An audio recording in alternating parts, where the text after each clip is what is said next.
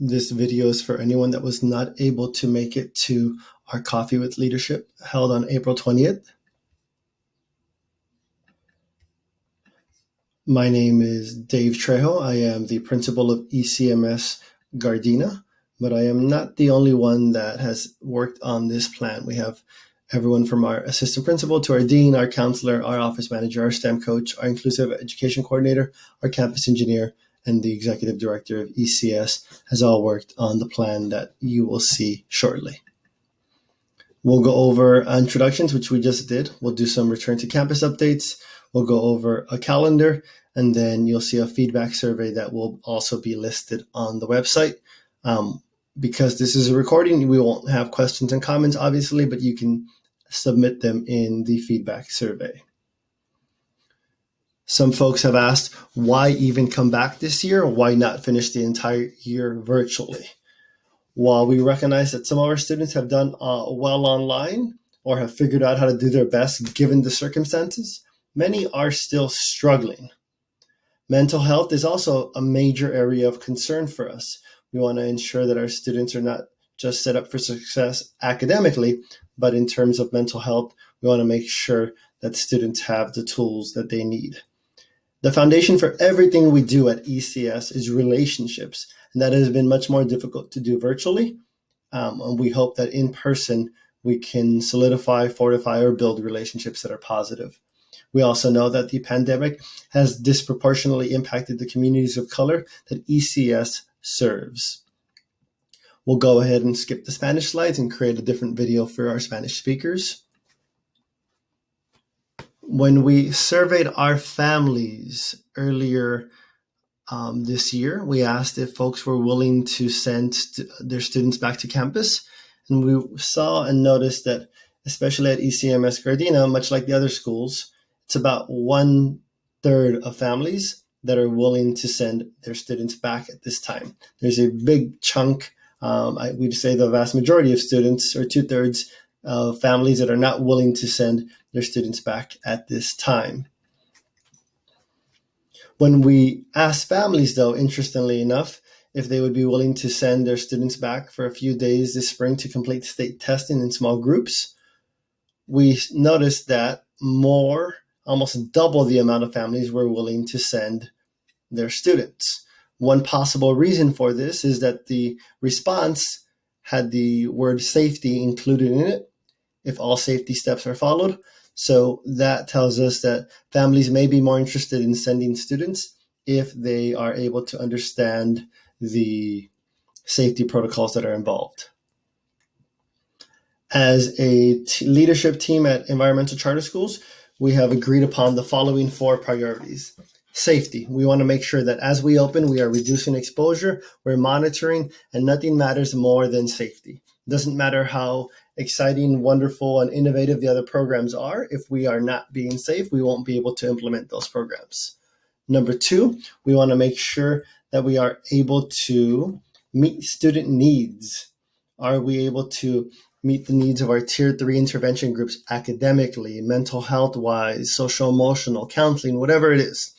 And we also want to have campus visits so that students can have an opportunity to see their peers and see their teachers in person, as well as connect with their physical campus.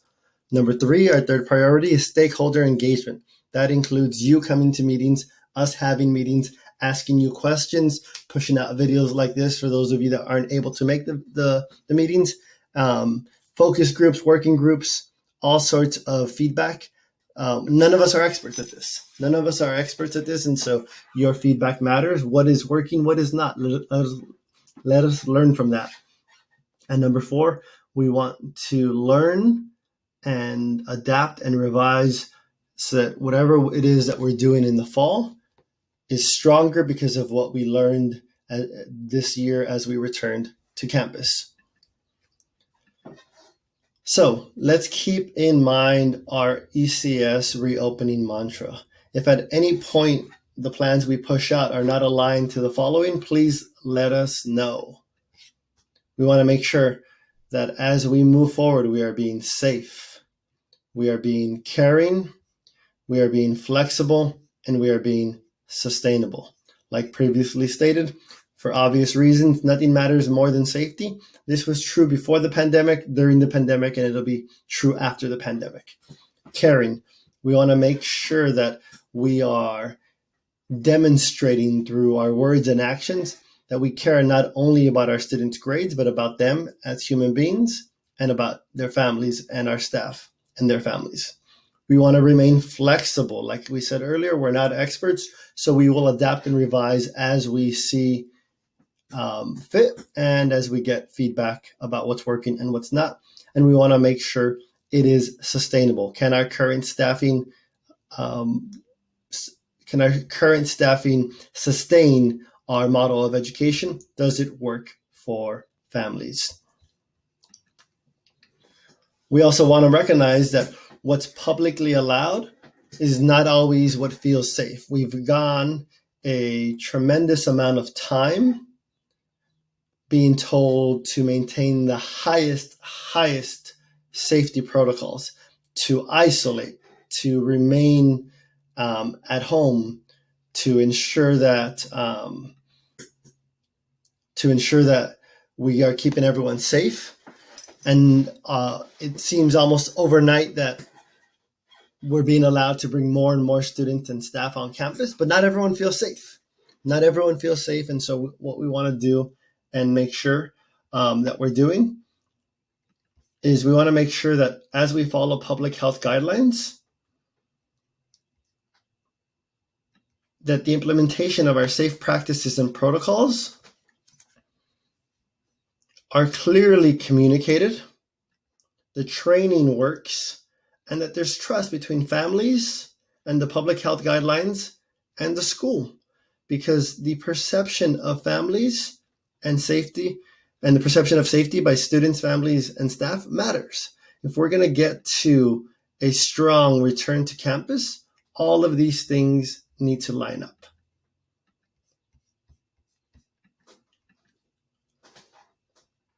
So these are the major considerations that we have going into our plan.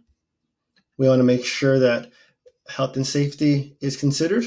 We want to make sure social-emotional supports are considered because while yes, academics matter, so do social-emotional supports. There's another big element of what happens in a school setting for students that goes beyond academics.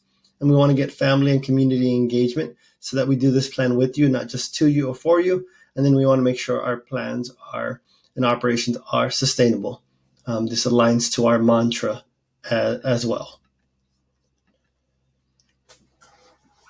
We are currently in the month of April, which means that we have begun regular small groups. Those small groups that are being targeted for April, those families have already been contacted. If you have not received a message by the end of this week, which is the end of April 23rd or so, your family is likely not targeted for small group support in April. We're starting very small with groups that were already receiving support academically, virtually, and we are trying to do that small group support in person.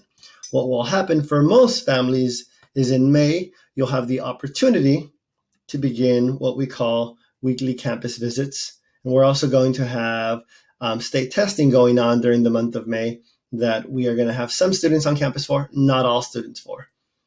We're looking to have one grade level per day per week on campus to come and check out the school, see each other, and have hands-on learning with their teachers in person.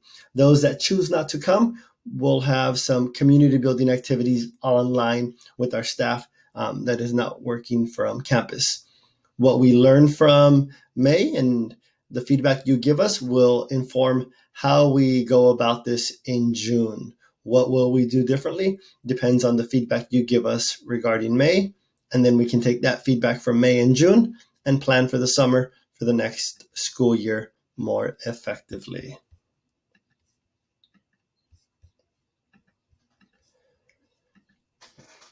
So what happened this week? As I read this, it is Wednesday, April 21st. This week on Monday, we had LPAC testing, and that is complete already. That was done already. On Tuesday, we had orientation for 6th grade small group support. That was done already. Today, we had orientation for 7th grade small group support. That was done already. And we also had our first group of academic intervention as well, and that has been done. What we have for the rest of the week are orientation for 8th grade small group orientation and some additional academic intervention.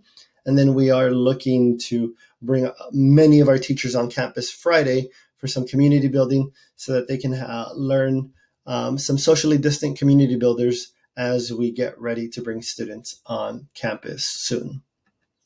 We want the teachers to also experience it themselves.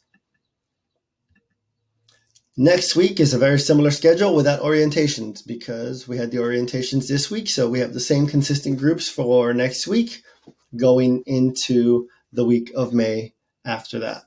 What we want to make sure that we recognize is what are we trying to do and what are we not trying to do? For most students, we are not trying to do this model of just a computer lab, of trying to get you to come on campus and babysit you and do what it is that you do from home anyways. It's not really what we're trying to do. While there are some students that may need this level of support, that's a different group of students. Those are the students that have been absent for the vast majority of their classes, who we are concerned if they are okay. For some of those students, we want to be able to get them out of the house, provide mental health supports, some community building, and then kind of teach them how to be better virtual learners. But for the vast majority of students, this is not what we are trying to do. If we're bringing you on campus, we're actually trying to have less screen time for you. The thing that we're not trying to do for our teachers, if you pay attention to the screen over here and you see the teacher in the left-hand corner, this teacher is currently navigating from her computer instruction for these students here in person, as well as the students that are online. What we are seeing in our research is that this type of split attention between here, and all of these students here is very difficult for teachers to get really good at. And we are not sure that that is the best usage of our time based on what our students, teachers, and families have said. This part of learning is not the academic portion online, is not the big major emphasis that folks are asking for. They're asking for social, emotional community building and less screen time. So we want to make sure that while in the fall, we may have some element of this, we'll plan for that over the summer. We'll train for it if that's what we need to do. For now, we want to make sure that if you're on campus, it's with less screen time and more hands-on activities that are socially distant and safe. Now, there is a low attendance group that we are looking to target very soon. These are the students that are not attending school very often, that are much more participating much less. We're working on solidifying our partnership with Woodcraft Rangers. As soon as we do this, this group of students will be invited on campus 4 times a week, and our dean and our counseling team will support them with mental health supports, community building, as well as incentives and other things to help them become better virtual learners. They will not necessarily be receiving in-person instruction every single day, but they'll be doing their virtual classes from campus with support. So what do May campus visits look like? What are they and what are they not? They are optional for everyone, which means we won't require it, but we're going to encourage you. We want to make sure that if you're on campus, as a result of being on campus, you are building positive relationships with peers, that students are building positive relationships with peers and with teachers. We want to make sure we're checking in with students. We haven't been able to see them in person in such a long time. How are they doing, not just academically, but mentally? We want to build community. We want students to feel like they are part of ECMS Gardena and a part of their class. We want to have hands-on learning, the cool science labs we haven't been able to do. And some students, not all, but some students will receive testing support. We want to make sure that students know that as we move forward, this is not mandatory for all. while we want to make sure that as many students have opportunities to be on campus, it's not mandatory for all. We do not necessarily want students to just come on campus and be silent on computers. We're not trying to do virtual instruction for the vast majority of students. Like I said, there is a small group of students that we are trying to target that for. Teachers talking to students in person and online at the same time, not something we are trying to do at this moment. And we are not bringing everyone on campus for testing in person at this time. So what are the goals for May? We want to make sure that we support students with in-person testing as needed, and we want to grow the number of students and staff on campus safely every week. We want to move from what we currently have right now, which is about 12 to 18 students per day, to over 100 students on campus per day.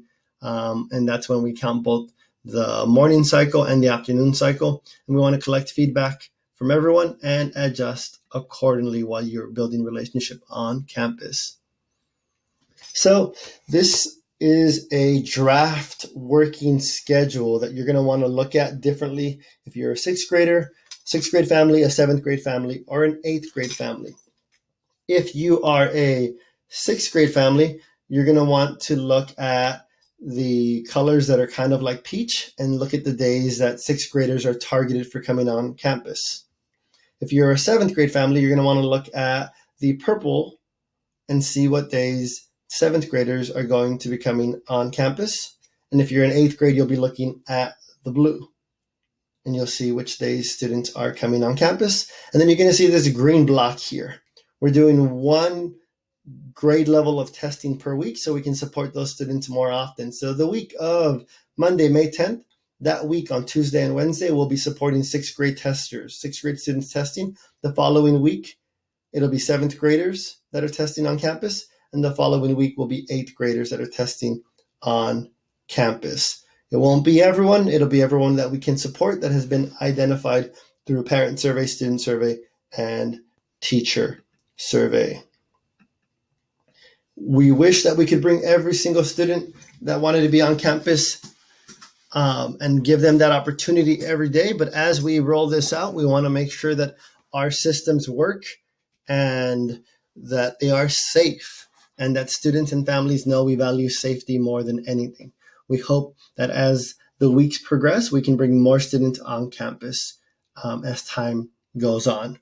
There's a survey that we will give to you that's also on the website that this video is posted on that will give you more information and allow you to identify preferences for your family. So communication. We are sending lots of updates via talking points and text message. Please make sure you are sending communication back to us. We are sending out the Eagle Bulletin every Sunday with lots of important information. We want to make sure you're reading your messages, responding, sending questions to us so we can get better at communicating. When students come on campus, you're going to want to pay attention to communication because you'll know whether or not they need to bring a bottle of water, their computer, 1 or 2 masks. All sorts of important communications will go out to you.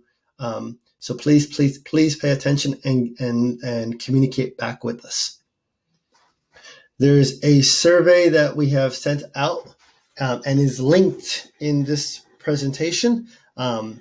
You may not be able to link in it if you look at it in the video, but I will put it on the website and you can click around and this video should be right next to the slide deck that has all of this information that you can watch or look through without having to hear my voice. And it'll also be next to the survey that you can take.